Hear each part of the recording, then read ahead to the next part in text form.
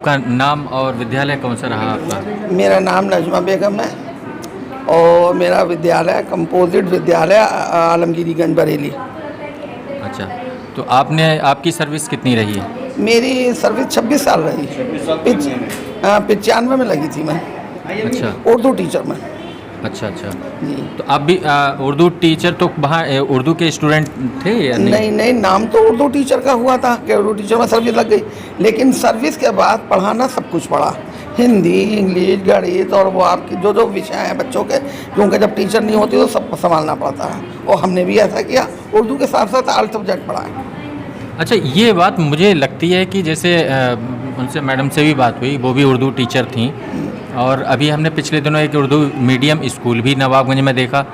लेकिन मैं ये देखता हूँ कि उर्दू की पहले किताबें भी आया करती थीं, हो सकता है अभी भी आती होंगी, लेकिन उर्दू को पढ़ाने का चलन नहीं है। इसकी वजह क्या है? इसकी वजह ये है कि टीचर्स कम है। जहाँ 4 टीचर होना चाहिए, 5 होना चाहिए, वहाँ 2 टीचर हैं, तो वो माहौल को संभाल रही हैं कि भाई ये बच्चा खाली ना बैठे, बच्चा पढ़ता रहे, बच्चा घर ना जाए, मतलब ऐसा ना हो वैसा ना हो। अब हम उसमें क्या देखते हैं कि बच्चा इंग्लिश भी पढ़ ले, हिंदी भी पढ़ ले, गणित भी पढ़ ले, अब उसके कहने टीचर ही नहीं है जो वो उर्दू पढ़ाए। उर्दू टीचर जो है वो मजबूर है और सब्जेक्ट पढ़ाने पे उसका उर्दू रह जाता है। लेकिन हम जो थे वक्त टाइम निकाल के बच्चों को जो किताबें मिली हुई थी उन्हें ज़रूर पढ़ाते थे। क्यों? हम टीचर ही जब उर्दू टीचर बन के आए हैं, अगर हम 8 दिन ना पढ़ा तो हफ्ते में 2 दिन तो पढ़ा ही दिए उन्हें। हम पढ़ाते थे कोशिश करके, क्योंकि टीचर्स की अब बहुत कमी हो गई है, बहुत कमी हो गई है। आप तो नगर क्षेत्र में रही हैं, तो यहाँ तो बहुत ज़्यादा कमी है। बहुत कमी है। मैंने कहा ना, जहाँ 10 टीचरों की ज़रूरत है वहाँ 2 हैं, ऐसा झेलना पड़ रहा है। तो आप जिस स्कूल में रहीं वहाँ पर कितने टीचर हैं? वहाँ पे 4 स्कूल हैं। अच्छा। आलमगीरीगंज प्राइमरी, आलमगीरीगंज जूनियर, जाटापुरा फर्स्ट, जाटापुरा सेकंड, और सब में इतने बच्चे हैं, 2 से 20 बच्चा है चारों स्कूलों में। अब क्या हुआ, उन्होंने चारों को कंपोजिट कर दिया, एक को बना दिया, यानी मुझे बना दिया प्रधान वहाँ का। अब जो है कोई टीचर CCL पे जा रही है, कोई मेडिकल पे जा रही है, कोई कहीं जा रही है, किसी की बोर्ड में ड्यूटी लग गई, लेकिन वो जो होता मुखिया बड़ा, उसे झेलना पड़ता है सब कुछ। उसे अपना टाइम पे विद्यालय खोलना भी है, बंद भी करना है, और बच्चा भी खाली ना बैठे, बच्चे को काम भी देना। ऐसे में उस पर क्या गुजरती होगी वो मैं जानती हूँ। बड़ी मुश्किल से मैंने। अच्छा, आपका पहले से ख्वाब था कि आप टीचर बने या कुछ और बनने का आपका? नहीं, मेरा कोई बनने का ख्याल नहीं था, ऐसा कुछ नहीं। मैं जो थी शुरू से, हमारे ख़ानदान में बड़ी बड़ी पढ़ी लिखी सब कुछ थी, लेकिन कुछ माहौल ऐसा बन गया था, एक काट लड़की ने कर दिया था कि पढ़ाने के ख़िलाफ़ थे लड़कियों को। मेरी कहानी बहुत पेचीदा है।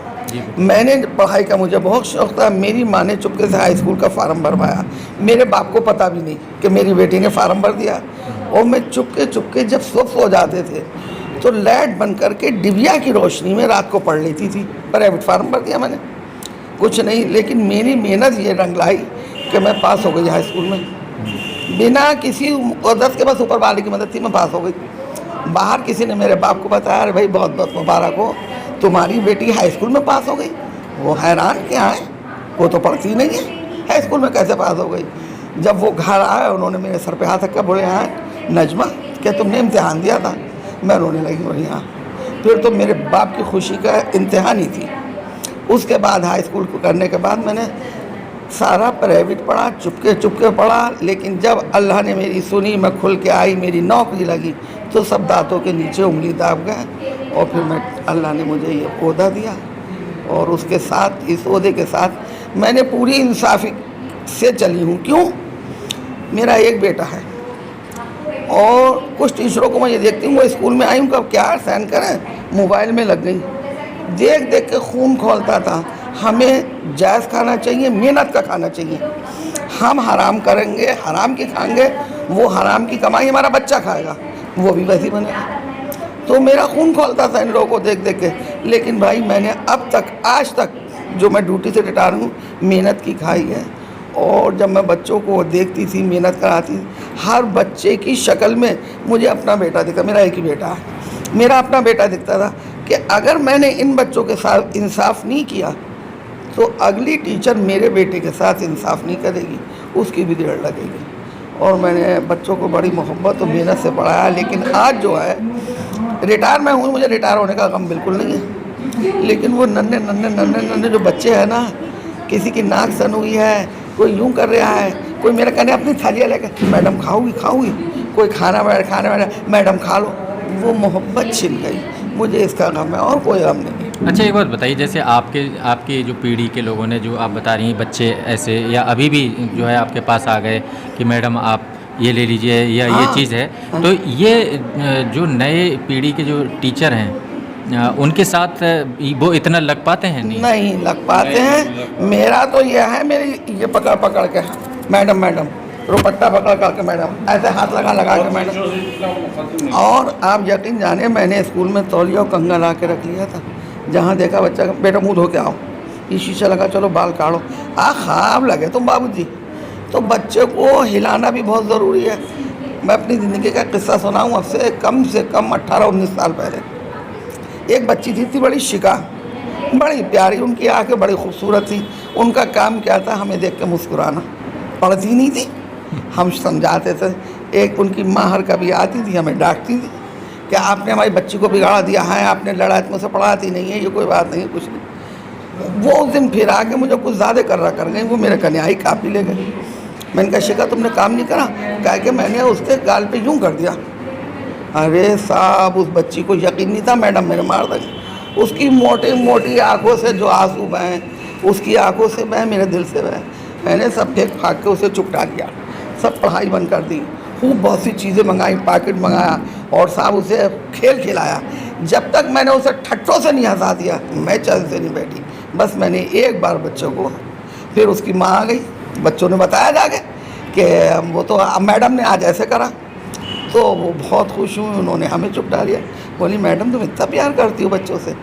हकीकत भाई ये है, मुझे बच्चों से बहुत प्यार है। मेरे बच्चे का मैं एक बेटा है, ये बच्चों से बहुत प्यार है। किसी स्कूल के बच्चे जाते होते हैं, मैं इतनी देर वहाँ रुक जाती हूँ और ये देखती हूँ, वाह चित्रकार तूने हर चेहरा अलग बनाया। मेरा एक ही बेटा है, मुझे बच्चों से बहुत प्यार है। मुझे आज जो गम है बच्चों के छूटने का गम है, नौकरी छूटने का गम नहीं है। ये तो एक दिन होना था, लेकिन वो बच्चे छूट गए, बस इसका गम है। तो आपको ऐसा कभी, जैसे आपने ये बताया कि वो बच्चे के साथ में आपका जो एसोसिएशन है, बच्चों के साथ में जो भी रहा, तो अब उन बच्चों को पता चल गया होगा कि आप नहीं आएंगे? हाँ, अरे सब बच्चे ऐसे। एक मैडम, बच्चा का रियाज, मैडम क्या सुना दिया आपने ये, अरे मैडम आपने क्या सुना दिया ये, कि मतलब हम जा रहे हैं। इस तरह से घबरा के कह दिया था, मैडम आपने क्या सुना दिया ये। और जो मेरा स्टाफ है दरवाजे तक रोता हुआ आया, सबकी आंखें लाल थी। और मैं कहती ये थी कि मैं अच्छी टीचर जब मानी जाऊंगी, मेरी विदाई पे लोगों की आंखें नम हो जाए, तो मैं अच्छी टीचर हूँ। आज अल्लाह का शुक्र है, नम तो नम आंखें लाल थी लोगों की, रोते रोते। बाहर दरवाजे पे साइकिल वाला साइकिल संभालता, वो तक दुआएं दे रहा था।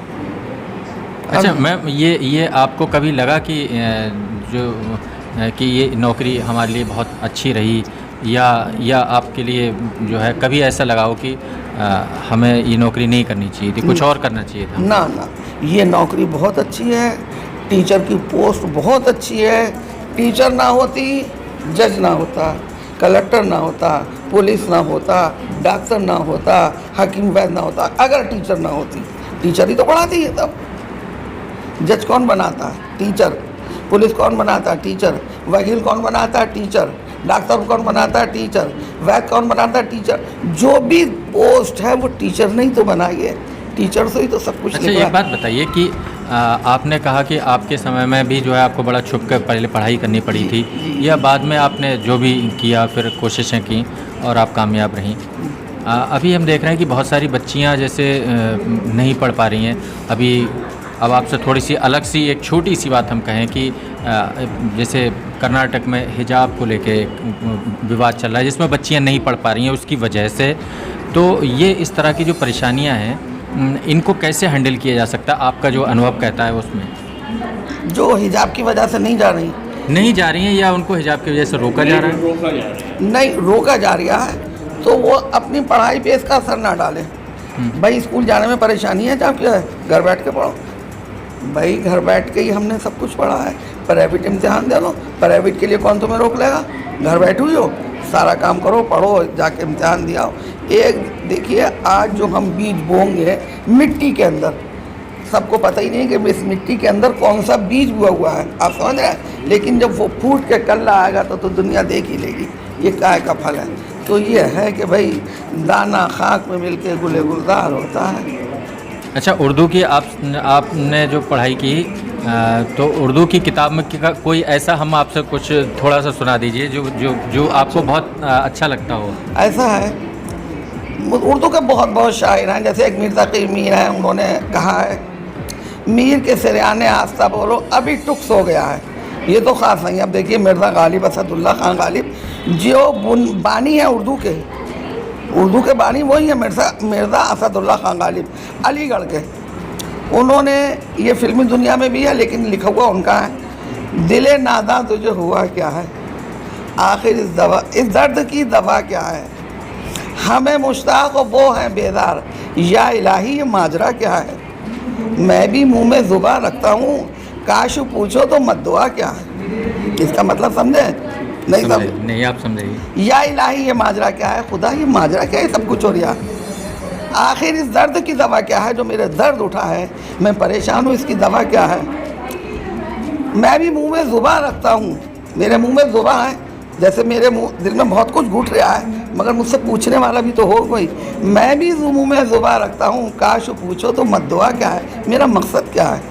ये मिर्ज़ा असदुल्ला खान गालिब का है। जी, बहुत बहुत शुक्रिया।